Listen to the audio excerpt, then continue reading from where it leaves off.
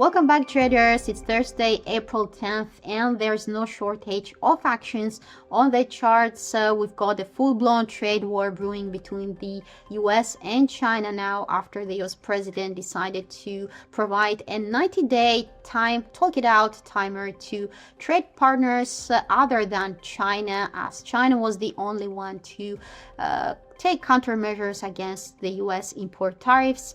So it might get a more personal thing between the two global leaders, but besides that, we have also the US CPI inflation figures coming out. So it's going to be interesting to see whether the US dollar will flex, particularly against the euro and the Swiss franc, which are trading near spicy levels. And about gold, well, the precious metal is well maintaining its positive momentum, and it will be we are all wondering whether it's going to hit new all-time highs soon. So let's see what the technical signal suggests. Then starting first with euro dollar.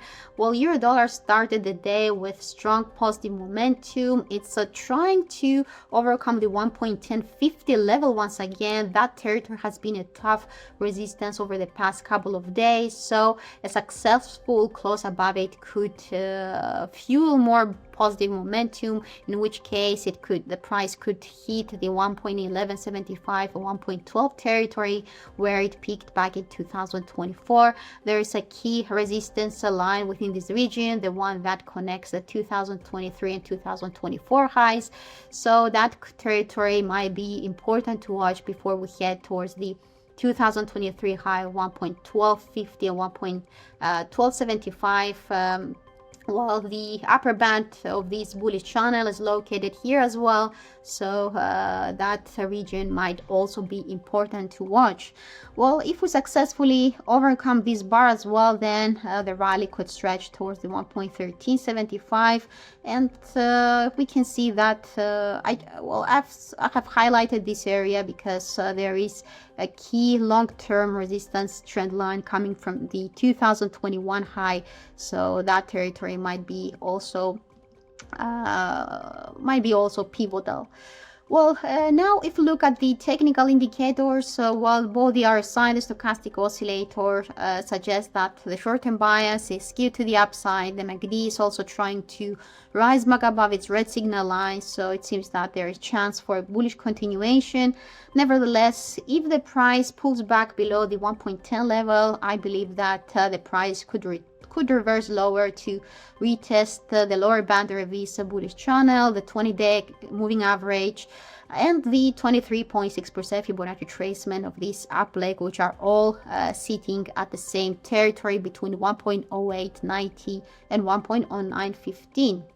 Now, if we break below this floor as well, we could see a sharp extension towards the 38.2% Fibonacci of 1.0775.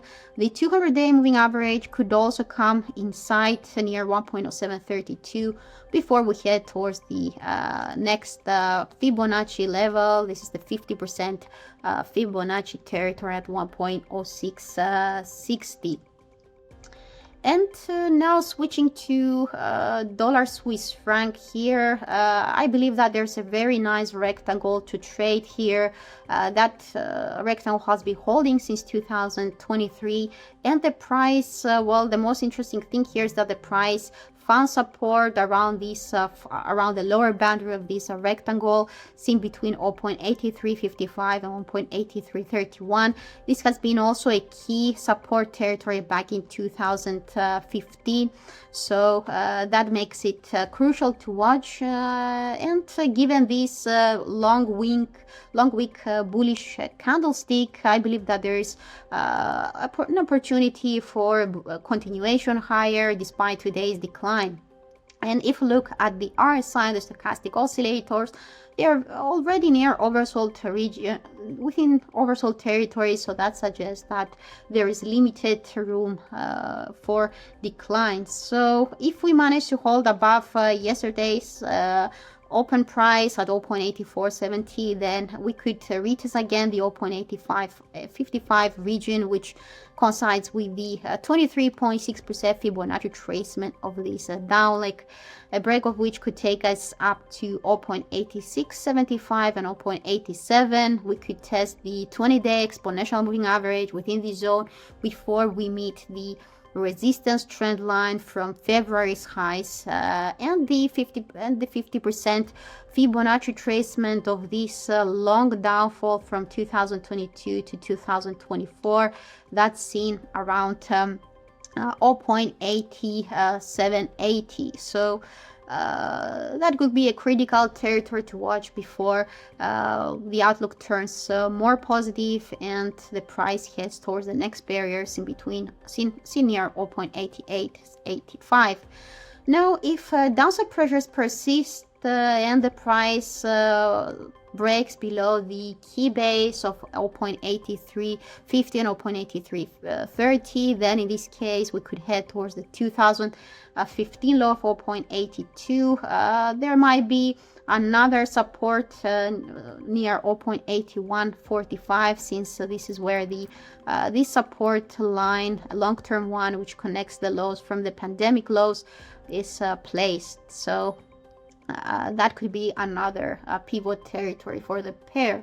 And finally, looking at the gold, gold opened with strong positive momentum today as well. It had a really nice session yesterday following the creation of a doji candlestick just around the lower boundary of this bullish channel, which suggested that the price might be heading for a positive reversal, and we saw the price finally turning higher, and now it's currently testing the key barrier near the 3130 level.